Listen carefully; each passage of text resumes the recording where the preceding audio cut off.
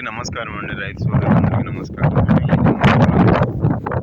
మా పొలంలో మేము నిత్యహరిత తిరుపతి యూనివర్సిటీ వారు డెవలప్ చేసిన సీడ్ అన్నమాట ఇది. సో ఈ నిత్యహరిత మీద నేను చాలా వీడియోలు చేశాను ఇంతకుముందు.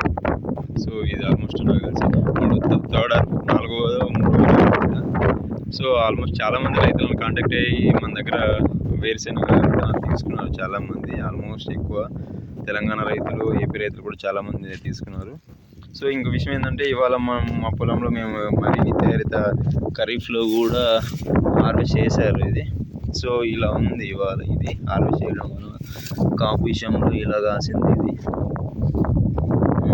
ఇలా ఉందన్నమాట.